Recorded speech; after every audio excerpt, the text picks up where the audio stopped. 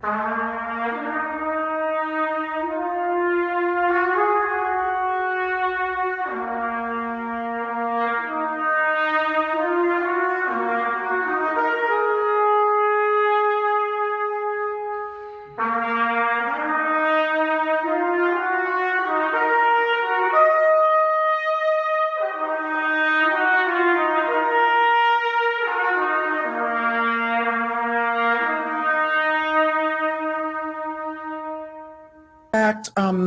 had always said if there's a topic that I would want to write about that spills over from this book, it's about what I'm calling Africana family structures.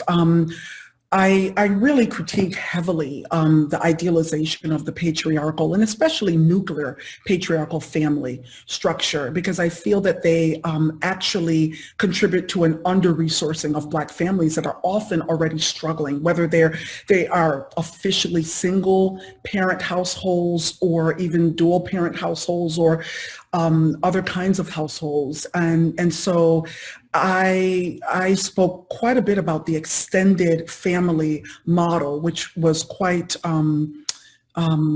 important for African communities, right? The African, it is a part of the African heritage of people of African descent in this country.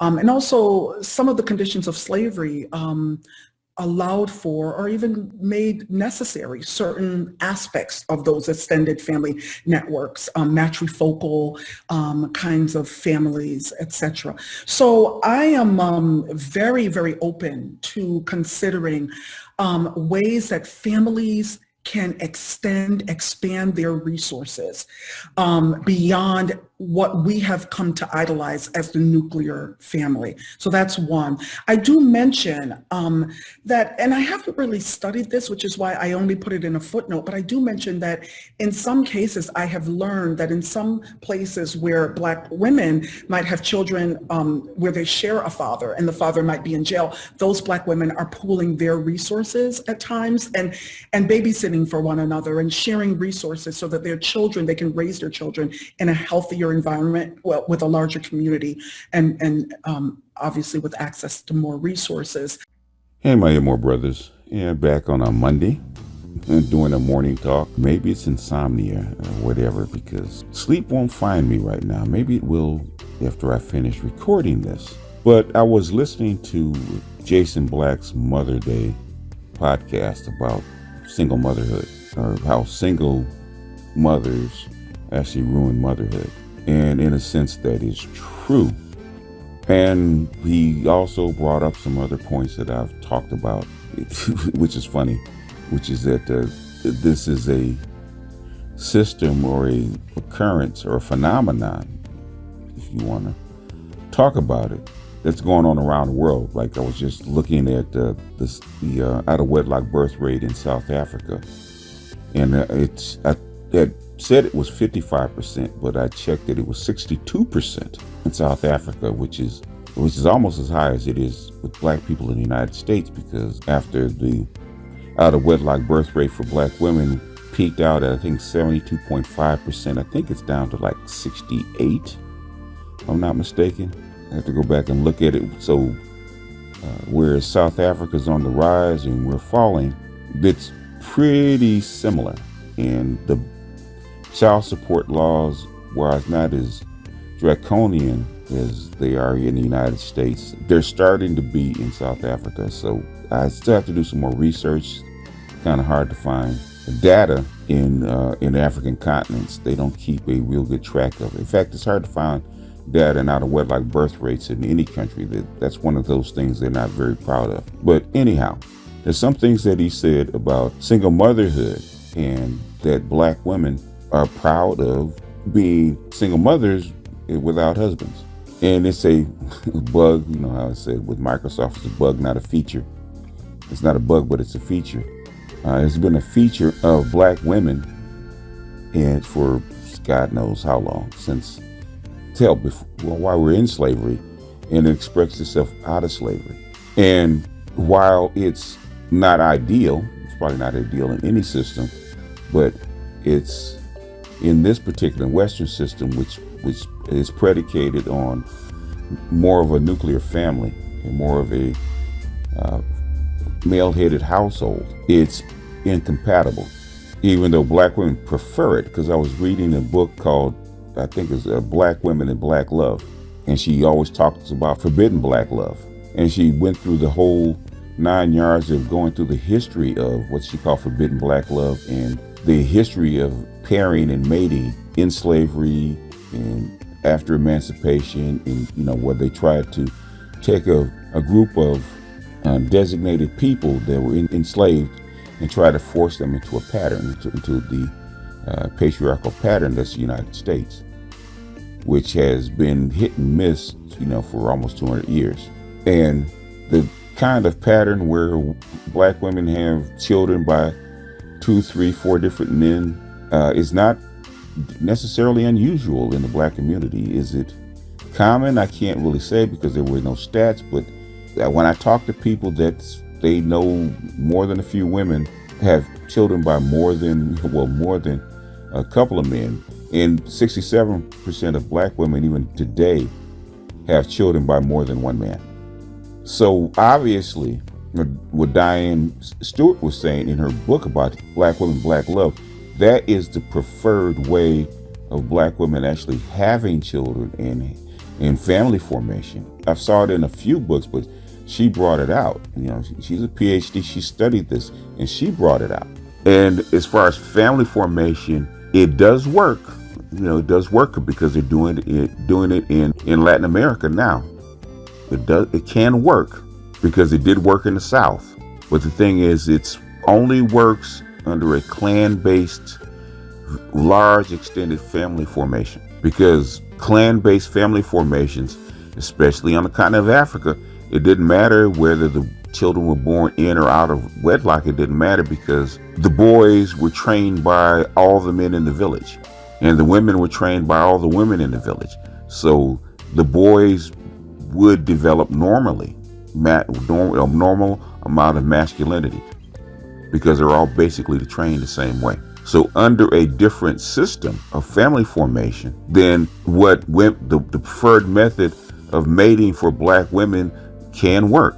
And it does work because it's been proven. It's been proven by my grandmother in my own family. She raised a couple of boys with masculine men. And she had 9 children by, I think it was 4 different men. But with such a large extended family in where Jason Black is located, Shreveport, Louisiana. I'm not saying anything that Jason Black doesn't know. If he's in Shreveport, where my grandmother lived and died, and I still have a wealth of cousins and stuff that are still there, this is not unusual. I think as Louisiana has gotten more urban, I think it's slowed down, but the thing is, it's still there. A lot of the stuff that Jason Black talks about is on the ground and apparent in his hometown. So I'm sure if he looks in his history, he can verify exactly what I'm saying, because he's from Sweepo. And my folks are from Sweepo, and I know how the get down is in Sweepo, in Louisiana, especially rural Louisiana. But continuing, the problem with the way black women want to form families is incompatible, as Monahan said. Monahan said it in his report, that the problem with how black women and black people do that, as far as a gynocracy, some people call it matriarchy, as far as a gynocracy, it's incompatible. It's an incompatible system with the broader society, because everybody else works on nuclear family, male-dominated household. All of the Western world works on a nuclear family and a male-dominated household, even down amongst the Mayans in Guatemala. It's not a matriarchy. It might have been influenced by the Catholics, but it's not a matriarchy. They're very strong male-dominated households. So black women are trying to have an incompatible system with the rest of the society in the Western Hemisphere. And that's where the problem comes in. What they're trying to do doesn't work in the Western Hemisphere. This is why the black family falls apart, because when you have to interact with the rest of society, then it's going to crumble. Under Jim Crow, you could get away with it. It wasn't ideal because you still had to interact with white people in other societies because you're in the midst of them, but you could get away with it because you had a very large connected clan, so that the boys could always go off and work and be hired and be trained by other men in either in the clan or the extended family. So you can go to Mr. Johnson and learn how to work on a tractor or plant soybeans or throw hay or work or basically, like my cousins did, trained by my uncle to lay cement. They have in Louisiana, they have a concrete laying business. They were trained by my uncle to actually do that. So boys do have a way to be trained in a large extended clan-based system.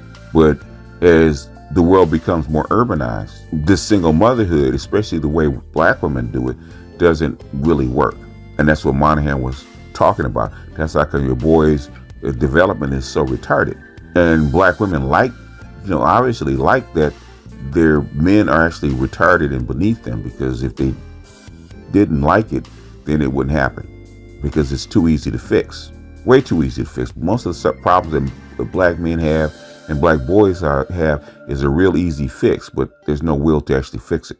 And I was actually reading this book called, written in 1988, 89, called A Retreat of Marriage. And something in the first section, they were talking about how the rise of out-of-wedlock births. And we always say that the rise of out-of-wedlock births started in the 70s, right? Because that's our starting point for everything, feminism and the destruction of marriage and stuff like that. That's where it started, which is not true. Out-of-wedlock births started ballooning in the 1940s when black women were able to get the defense industry jobs, because the men were at war, and the jobs opened up more for black women than they had.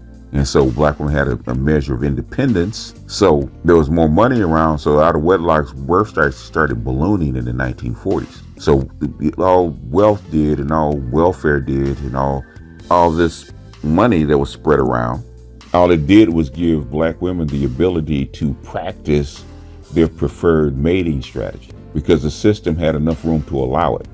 And it never stopped from there, because the out-of-wedlock birth rate, I think, shot up from like less than 10%, I think like 7 or 8, to by the time Monahan noticed it, like in the 60s, like 23.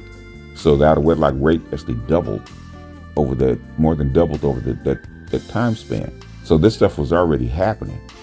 And the cracks in the black community and black women's mating strategy was already apparent, and all welfare did was actually made it explode, took the lid off of it. And under a different system of family formation, you could actually solve or adhere or mitigate some of the defects in their preferred family formation. In fact, Diane Stewart actually said it, that black women should push for a different kind of family formation and more of a clan-based extended family kinship, which would actually agree with their mating formation. But unfortunately, they never asked the black men if they're with it, if they're for it, if they will agree to it. But that's the gynocracy. They really don't care what black men really want. So, I agree with Jason Black that in the West, in this system, in the United States, what they do as far as family formation, being single mothers, is actually very, very destructive. It is. And the mitigating factors that Monahan tried to introduce in 1965, which is more military training, more male-dominated spaces for boys, such as single-sex education and stuff like that, black women have continually shot it down, even as recently as My Brother's Keeper, which is still controversial, especially amongst black female academics. They still hate it, even though everybody knows that single-sex education, especially for black boys, works wonders. Graduation rates go from less than 50%, and you count Baltimore, less than 20%, to like 84 to 90% that are actually graduating college ready, which should be replicated for all black boys. But like I said, there's no will to do it. And I don't think there's any will for black women to do it, because I think black women like the way things are, and they like the government funding their mating practice. And like Jason says, this idea is being exported. But unlike other places like Colombia, because you just had a freaking riot down in Colombia. We had like 30 people killed. So evidently this baby mama-ism that's going on around the world is not working as well as they would like to claim that it is. So what I'm saying, to stop being so long with it, is we're going to have to make a choice, especially in the West. Okay, we're going to have to make a choice, black people included. Black men and women have two incompatible mating strategies. You got the one that's pushed on black men and boys about nuclear families and male-dominated and headed households. That's pushed by the whole society on the black men, including our women, because that's what they say out of their mouths. But when women get together and in practice, black women want to practice a different kind of mating strategy, which is more female-dominated, clan-based, kinship network type of arrangement.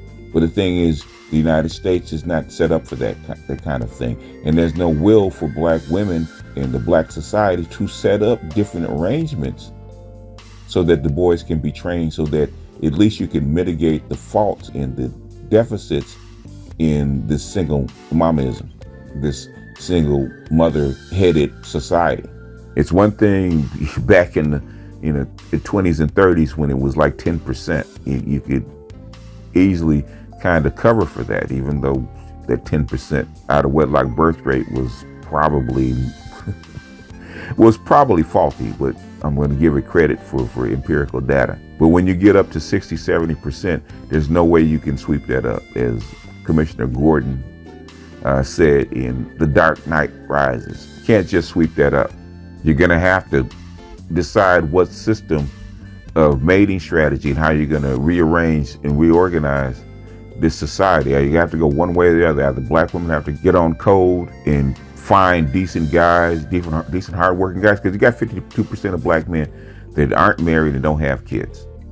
There's plenty of men to actually find husbands and turn this stuff around. If you get the 52% that aren't married and don't have kids and get on code with them, you could get with the other 30% of black men that are married, and that would make 80 over 80%. It would make like 85%. You would only have a 15% out of wedlock birth rate. You can work with that. That would dramatically shift the black community and the black family. But unfortunately, this is a tradition amongst black women that's been passed down for 200 years. And how do you change that?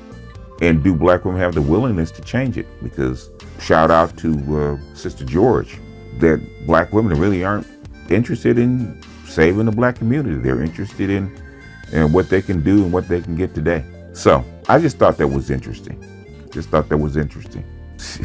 I probably have some more coming, but I'm gonna kind of lighten this up a little bit because I know this stuff has been heavy since I rebooted the Black Pill Gnostic channel. It's been really heavy and thought-provoking. I know people like it when I rant and rave and stuff like that.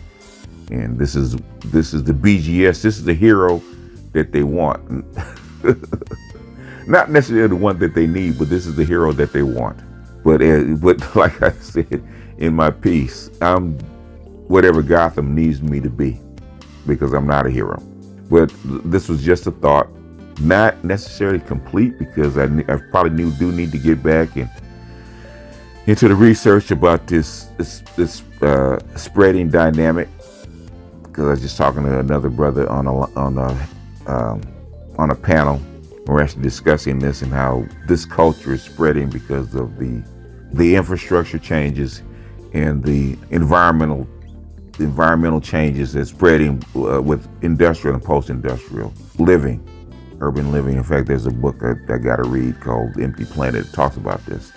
And hang on for further research as I get to it. It's like got so many things, so many hats, and it's hard to actually come across and actually research all this stuff. So, but anyway, before I continue to ramble, cut this off. This is BGS out, and I'll see you guys on the next one. Peace.